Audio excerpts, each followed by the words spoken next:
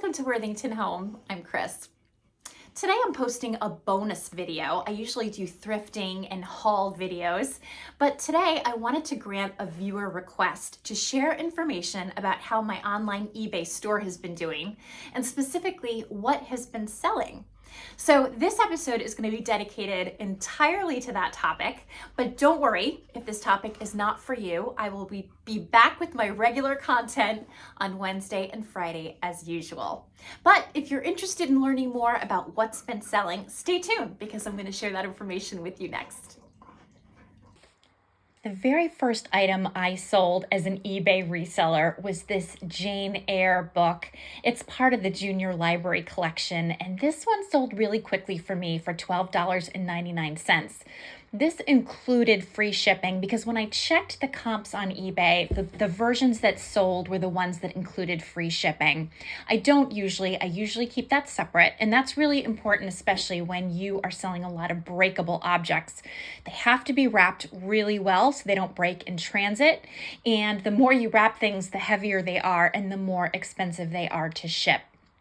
I also want to apologize to you in advance because in most cases, I cannot tell you the exact price I paid for these things. I didn't keep careful track. I made sure to let you know as part of my videos and then neglected to write it down. So unless I can remember off the top of my head, I can't share that with you, but I can tell you in most cases, I only spent a few dollars for my items. In many cases, they were free to me. The next items that I sold were these two vintage wood wall shelves. These were great little pieces. I picked them up at the barn sale. I spent $20 on them. I think I had them listed for like $40. I received an offer of $35. I had a few offers for this, but I ultimately accepted the offer for $35 and they went out without a hitch. I also appreciated about these that they were not breakable, so not as hard to ship as some other things have been. Then I was selling this Mikasa bowl as part of a set along with a plate. And a buyer reached out to me to say, hey, would you consider splitting up the set? I would be happy to give you $20 for the bowl. I'd be glad to give you $9.99 for shipping. Would you separate them? And so I agreed. Ultimately, the $9.99 for shipping was not a good idea because it costs more than that to ship. And that was really the point where I learned that I could not cut corners on shipping. It just is expensive, even with the eBay shipping discount. So after this, I was glad to have a happy buyer for sure, but I realized that I also needed to be happy as a seller and not lose money on things like shipping. Then I sold this great vintage mushroom wooden serving tray. It has a very 1960s, 70s vibe. The mushrooms were really cool. I actually paid nothing for this piece, so that was excellent. I received an offer of $18, which was slightly less than I was asking for it. And so that was a fantastic sale. The next thing I sold was this copy of The Lost World as part of the Jurassic Park series. This was a first edition, which was a nice find, and I got this at the Goodwill bins, so it actually cost me under $1. I was a little worried that there was no dust cover, no dust jacket for this piece, but that didn't affect the sale. It sold very quickly for my asking price, which was $9.99, and media mail is really super easy to ship, so that was very smooth. Then I sold this kaleidoscope pottery plate. This was a really pretty plate. It was very heavy. I picked this up at Goodwill. I can't remember how much I spent. I think it was $2 or $3. I don't remember. But I remember thinking it was really interesting and I wasn't sure how well it would sell, but it sold relatively quickly. Again, I took an offer. I think I had it listed for around $18 and I took $15. And it was a really good piece. I would pick up another kaleidoscope pottery piece if I saw one in the future. Then I sold this vintage brass trinket box with the top handle, and I was really surprised actually that this took as long to sell as it did because I thought this was such an excellent piece. I bought this at Corner Collective in Terryville, and at the time, I don't know, I had this feeling like brass pieces were going to sell really quickly, and that hasn't been true for me. They've lingered a little bit longer than I would have expected, but I was glad that somebody popped on that piece because it was adorable. I sold this very pretty Edwin Knowles china platter with the beautiful flowers on it. I thought this was such a nice piece, and I was really glad that somebody appreciated it the way that I did. And that sold for $9.99 to the same buyer who then bought these pretty glasses in this like kind of amber color and this great pattern. And I was loving that somebody actually purchased two things, but I ran into a tricky situation with this order because the person who purchased it was sending it to a PO box. And because these were breakable items and they were packaged together, the box was really large. And so the price to send it to a PO address was really high. So I actually got back in touch with the buyer to see if she had a different address I could ship it to, like maybe a friend or another family member. It turned out that she then gave me an address in Alaska, which would probably be one of the more expensive places I could ship it to. Ultimately, my husband, who is the eBay master, was able to figure out a way to get this to the buyer without my losing money on this, because originally I was going to lose my shipping money, my selling money, and then money on top of it. So I was going to be completely upside down on this particular order. I was glad it worked out, but if I'm honest, I was a little bit embarrassed that I wasn't able to do that more smoothly with the buyer. It was definitely a learning moment, and maybe, if we're being honest, not my favorite one. So these Claddagh anniversary glasses were another learning moment for me. You guys, I'm just being so honest here. I am just giving it to you straight. This whole thing has been a learning process. But I found these very early on when I decided to thrift as a reseller, which was such a different hat for me to wear from my usual collector self. So I was trying to figure out what kinds of things could I buy and flip for a profit. And I didn't know that when I went on the eBay app, it wasn't enough to see what was selling on eBay. I actually needed to find out what sold on eBay, because it doesn't matter what people are trying to sell things for. It only matters what people will actually pay for these items. So when I saw these Claddagh anniversary glasses, I found them on eBay for like $75. And I thought, oh my gosh, this is going to be a huge profit. Well, later, when I realized I had to check what was sold on eBay, I really couldn't find any recent comps. And the closest I could find was for like around $30, which was obviously a lot less than I was hoping for. Still a good profit. So they were listed and they sat for a while, and then somebody made me an offer, which I accepted, and it was still a good profit. $20 was still a really good profit for this. But definitely brought home the lesson that you must check the sold comps, which I now do religiously.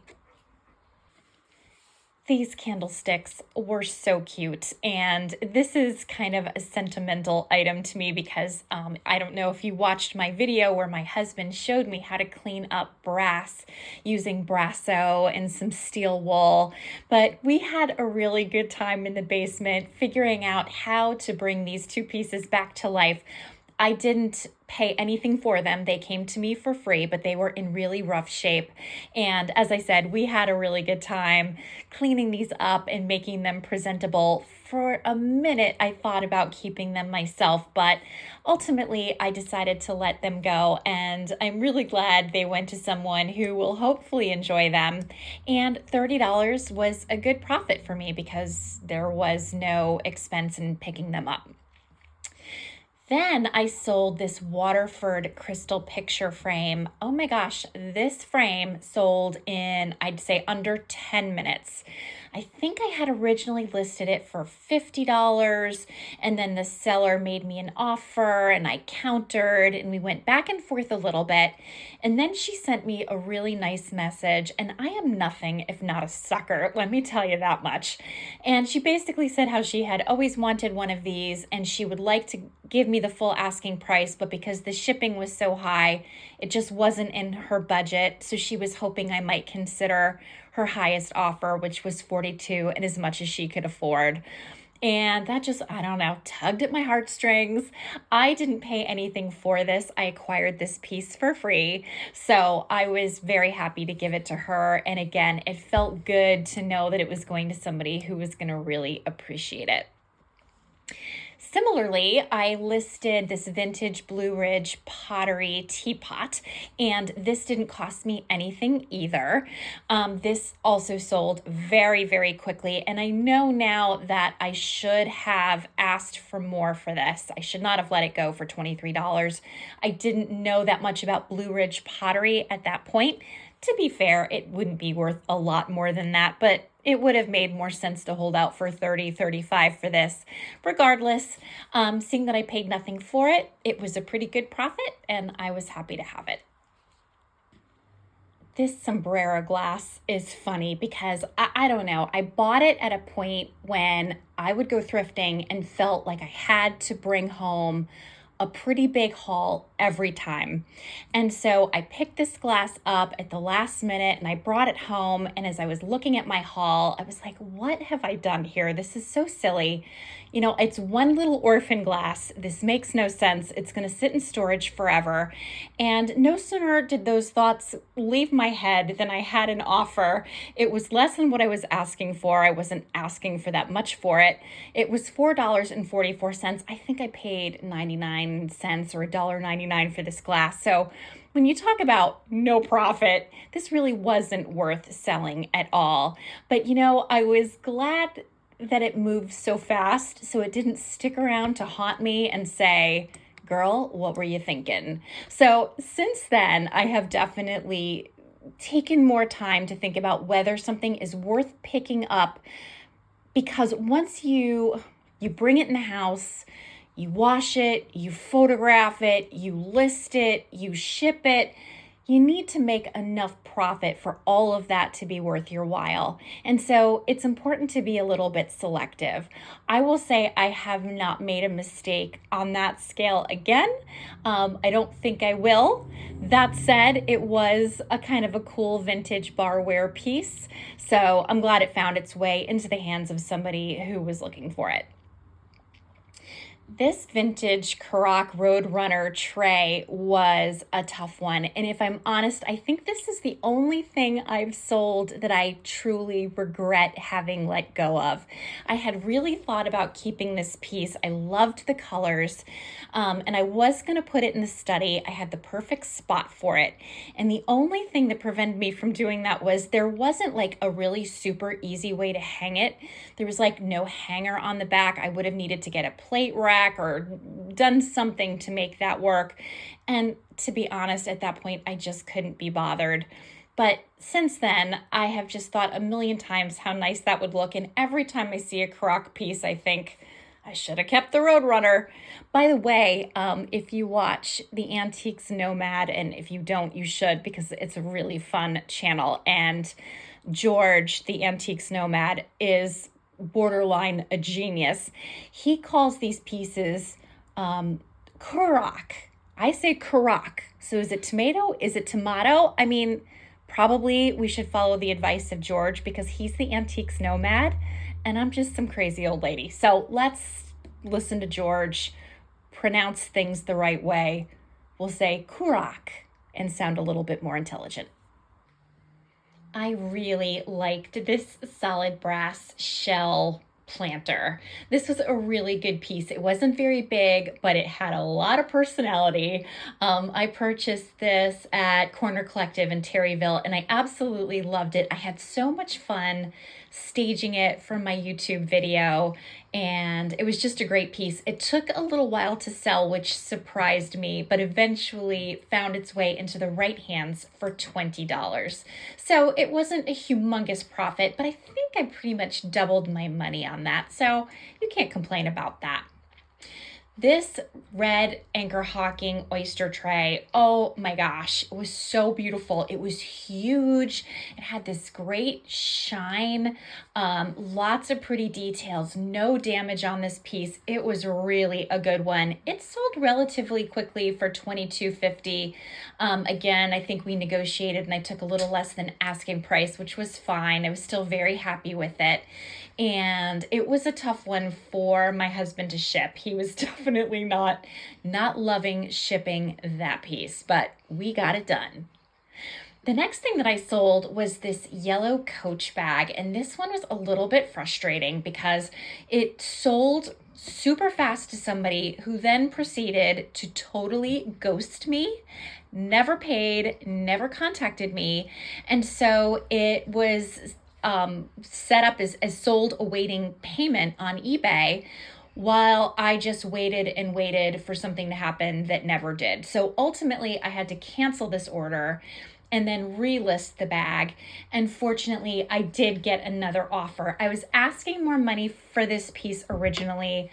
I settled at 34 because I think at that point I was just sick of looking at it. I paid $20 for it, so there was a profit. It wasn't a massive profit. And to be fair, I think I would be a little bit conservative about reselling bags in the future. But there was a profit margin here, so I really shouldn't complain. This white enamel measuring cup was such a cute piece. I picked this up at an estate sale that I did a video about. It was the estate sale that had no prices and so drove me crazy.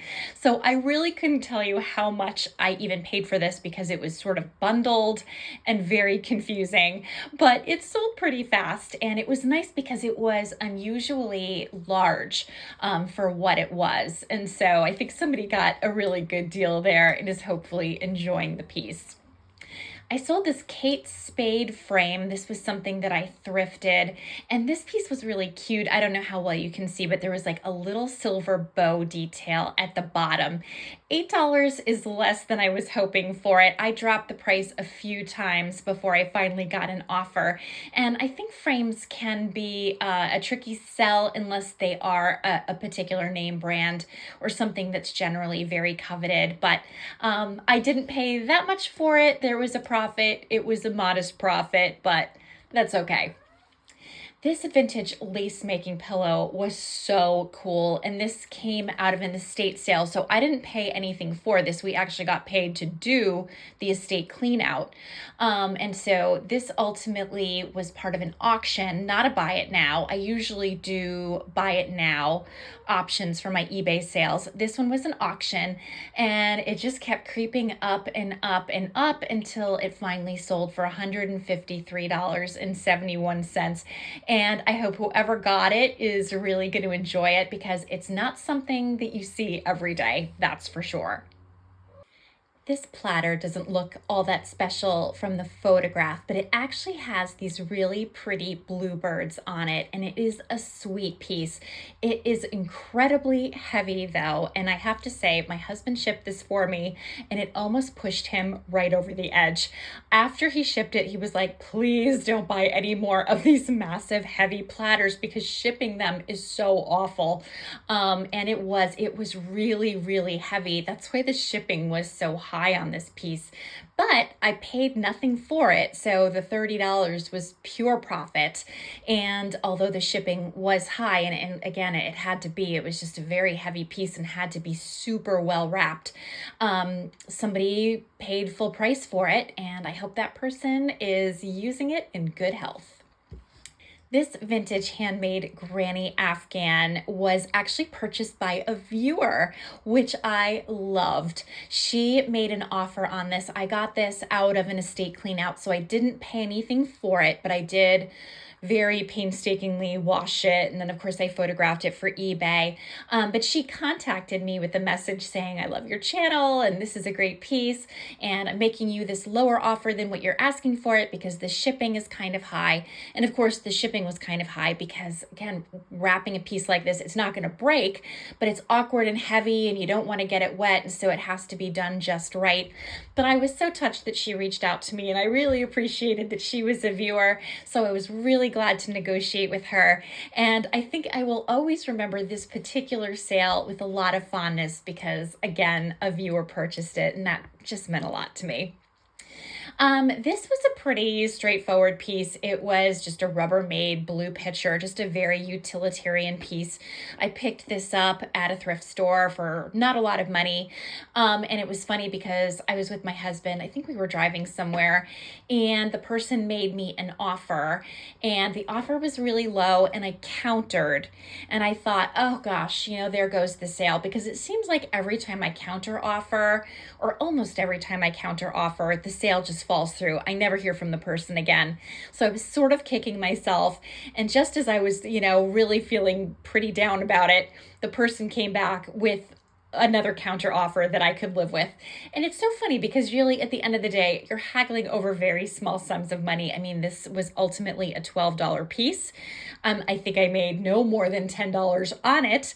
But, I guess as a seller, you want to get what you can for a piece and you want to get as close to the going rate as you can get. And so you can get kind of caught up in stuff like that. So I really try not to do that anymore. And when I do counter, I try to just sort of let it go. But it's easy to get invested in these pieces when you spend so much time thrifting them and cleaning them and photographing them. You just, obviously you want the time to, result in a decent profit. By the way, if you're enjoying this video, would you please take just a moment and hit like? And also, if you haven't already, please subscribe. It helps tell YouTube that my channel is worth sharing with other people, and then my channel grows. If you don't feel like subscribing, that's okay too. I'm just really glad you're here today. Now back to the video. This little mid-century modern yellow vase was so cute in person. The picture doesn't do it justice. This was something that I got out of our last estate clean out. And if you watch that video, this was one of the pieces that I found in the old refrigerator in the basement where the owners had been storing some of their old glassware. And this piece was interesting. I could not find a comp on it.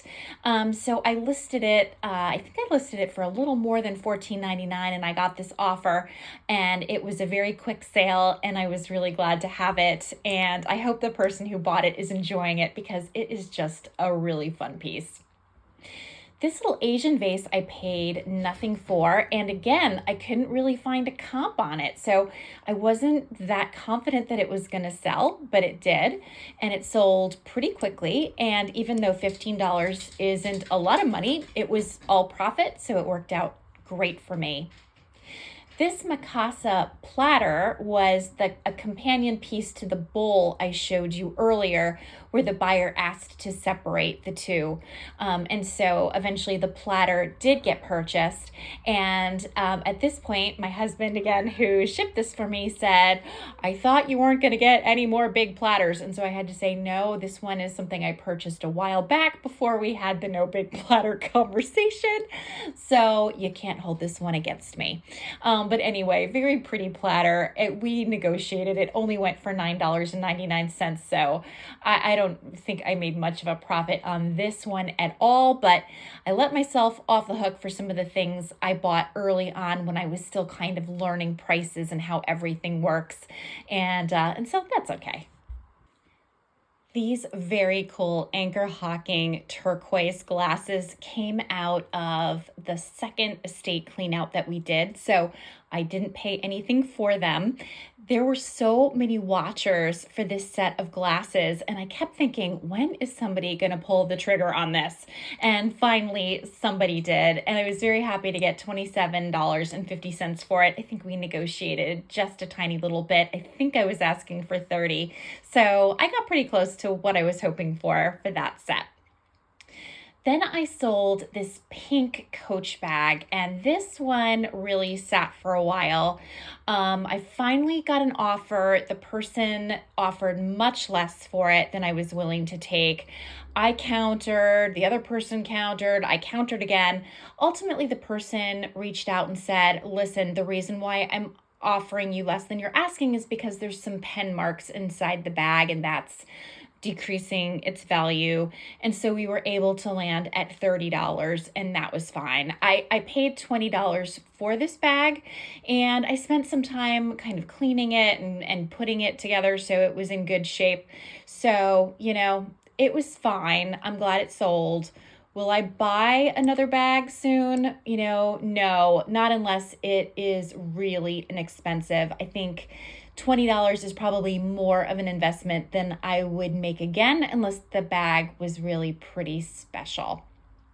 Next up, I sold this vintage Pyrex butterprint casserole dish. In fact, I sold it twice. Why twice, you may be saying?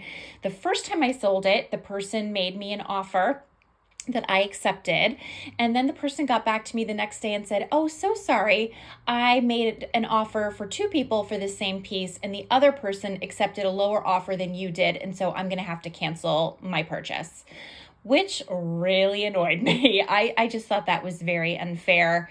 And I was super annoyed about it. Fortunately, somebody made an offer for it a few days later and offered more for it. So it all worked out in the end. But boy, does it sometimes get disheartening when people play those kinds of games because, some of us are trying to make something of a living out of this, and so yeah, not very cool when people do things like that eBay used to not allow. They really give a lot of latitude towards buyers because of course they want them to come back, but in the process it's not always so fair to the sellers. These martini glasses are so awesome. They are this cool pink color. This came out of the second estate clean out. The owners of that house really had some cool cocktail stuff, and I still have a good bit of it. But this was awesome because it had the matching picture to it.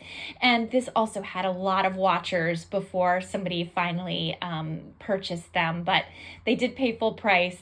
And although this was a lot of pieces to ship, it was a good sale and it was all profit. So that was awesome.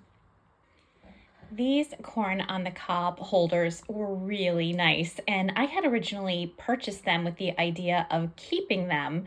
But then when I kind of thought about it, I thought, do I really want to store these? Do I really have room for them?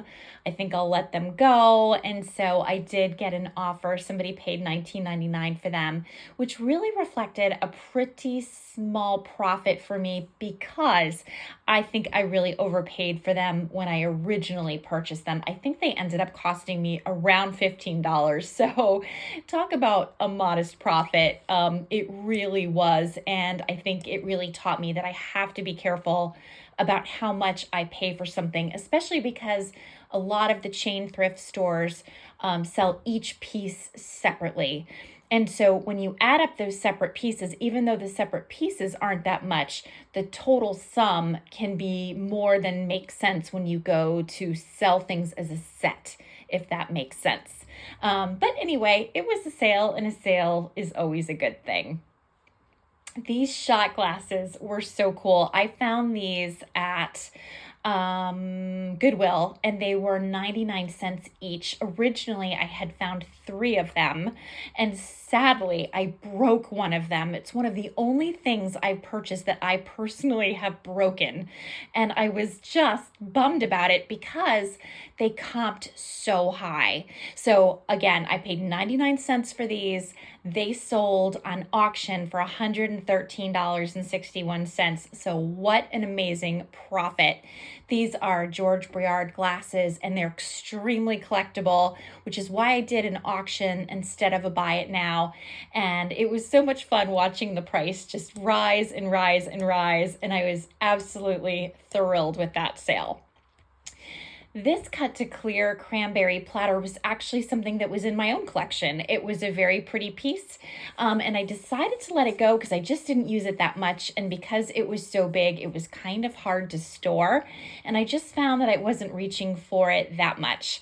So it ultimately sold for $15. I think I had it listed for maybe 18. So I got a little less than I was asking for it, but because it's something that I had for a while and I was ready to let go of it, I was happy with the sale. This little Dunkin' Donuts mug had so many watchers right from the start, but nobody was making an offer or purchasing it, which was driving me crazy. I had one person reach out and say, how much does it hold? Like, how much liquid does it hold? And so I actually went downstairs at like 11 o'clock at night, and I was seeing how much water I could pour into this thing, trying to measure out like how many ounces or whatever would it hold. Oh my gosh. And I got back to the person after I did that, and they just wrote, thanks, and never made an offer. I was like, what the heck? But anyway, somebody finally paid. They actually paid what I was asking for it. So I was happy to let it go at that price. This vintage Corningware cornflower blue plate, I think it's a broiler plate, was part of that free haul that I recently acquired. So I didn't pay anything for this. It sold pretty fast for $25. And so that was great. These owl bookends were really fun pieces. I bought these at Savers. They were $9.95 for the pair, and I kept getting these super low ball offers on these pieces. And I have to say, this reflected, I think, a little bit of patience and maturity in me as a seller, because I was like, no, I'm not going to accept less for them than they're worth to me. And I really held my ground until I received an offer that I felt was fair. I think I had them listed for 30, but I could let them go for 25. That was okay with me. And actually, these just shipped out, I think, this morning. So pretty recent. And the last piece that I have to share with you is this Pyrex Friendship Bowl, which is another piece that was purchased twice, and the buyer backed out, and then I had another buyer who didn't, and the second buyer paid me what I was asking for it. So, or pretty close to what I was asking for it. So ultimately a story with a happy ending, and I was glad to make a little profit on this piece. So at this point, I thought I would share with you what are my big takeaways from my early days as a reseller, because there are some definite ones, and I have committed them to some kind of memory, I think. And the first one for sure is to check your comps. Don't just check what is selling on eBay. That's completely irrelevant. You really want to see what has sold on eBay. And if there isn't an exact comp, you want to get as close as you possibly can. Otherwise, you just don't know what you're likely to get in terms of an offer or a purchase. There are some people who know this stuff by heart. I don't know if any of you watch like Dr. Lori on YouTube, or you watch the Old Curiosity Shop, or the Antiques Nomad, or the Crazy Lamp Lady. These are really super fun channels, and I so enjoy them. These folks have these numbers at their fingertips. I just don't. And so because I'm a rookie, I have to look it up each and every time. And when I skip that step, I invariably regret it. So for sure, takeaway one, unless you're an expert, which I am not, check your comps. My next big takeaway is something that my husband has always said. He's been an eBay seller for a really long time, and this is the God's honest truth. You make your money when you buy your item. You can't pay too much for something, because if you do, you won't have a profit.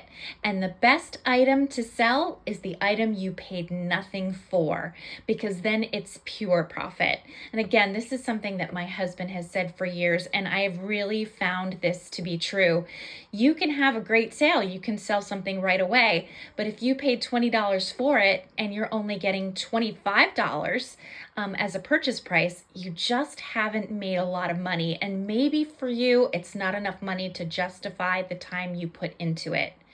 I would say, as a general rule of thumb for me, if I'm not going to pretty much double my money, then I've really got to think carefully about whether or not I want to put the time and energy into it. So, takeaway two, you make your money when you buy it, and it's even better if it's free. My next takeaway is be ready to negotiate with the seller, but hold firm when the price really warrants a higher price. So when I price my items now, I tend to lean towards the higher side, because that way, if somebody wants to negotiate, we can land at a place that I'm comfortable with. That said, I'm no longer willing to sell something just to kind of move it. It's got to be a price that's fair to the seller, that's me, and fair to the buyer. We both have to make our peace with the transaction, because if we can't, then we probably shouldn't be doing business under those circumstances. My next takeaway is pretty obvious, I think, and that is eBay selling is hard. It's a lot of work. There's not a lot of profit in antiques, or at least not in the kinds of antiques that interest me. China, glass, um, old kitchenware. There's just not a lot of money in those things right now based on the market that we have today. And so it's really important to be as savvy as possible. I would definitely not describe myself as savvy. I think I'm getting better, but the learning curve has really been a big one. And, for me, it's been part of a really interesting journey. I don't regret a moment of it. But for sure, my takeaway is that eBay selling is hard. And if I was trying to support myself this way, I would be like eating grass and dirt because that would be pretty much all I could afford. So, those were my big takeaways, but I also want to share two observations that I've made. And one is that the stuff I've gotten for free has generally done better than the stuff I have actually purchased. And I'm trying to figure out, why is that? Is it because I'm a terrible purchaser? I don't think that's exactly true. I think the reason is because the things that I get out of estate cleanouts and other more unconventional routes are just not the common everyday pieces that you can find in a thrift store. They tend to be a little bit more unique and hard to find. And so they tend to sell a little bit better, I find. And with that, I would say my other related observation is that, at least for me, it's very hard to predict what will sell. For instance, that little Sombrero or Sobrera brandy snifter that I sold, and it was only $4 and a few cents. I didn't think that was ever going to sell, and that sold really fast. I actually had for sale this fabulous circular brass candlestick that I thought was really unique and special. It hasn't had a single watcher, never mind no bids. And I thought that would go really fast. So it's very hard to predict. And given how hard it is to predict, at least when you're a rookie like me, it's even more important not to over-invest in your inventory. I think that as people get to know their customer base a little bit better, or they get to know the platform that they're working with a little bit better, they get to understand the trends, and that helps to focus your purchasing on things that are more likely to sell. For instance, I find that Pyrex does sell, but I will say it sells for less than I thought it would. And I think that the market on Pyrex has declined a little bit. There still is demand, but I am certainly not seeing that top dollar demand that I had heard stories about in the not too recent past. And that's okay. It's just important to recalibrate based on that, just to make sure I'm not paying too much for the things that I want to resell and essentially flip for a profit. So that's what I have for you today. I hope you found this video informative. Again, I know it's a departure from what I normally do, but it was really fun to share this information with you. And it also was helpful to me to kind of reflect on what kinds of things are selling, what are people buying, what are the going prices. And of course, it's important to bear in mind that eBay is just one platform. There's lots of ways to sell antiques and vintage goods. eBay is just one of them. I am personally actively exploring alternatives, not because there's anything wrong with eBay and not because I'm unhappy with eBay, because I'm not. But obviously, the more markets you can tap into, the more potential sales you have. So it's all a learning experience. I've really enjoyed getting to figure out some of these things I didn't know about before. And I really enjoy taking you along for the journey if you're interested in joining me. So that's it for me. I hope you have a great day, and I hope to see you next time for a thrifting video. Bye for now.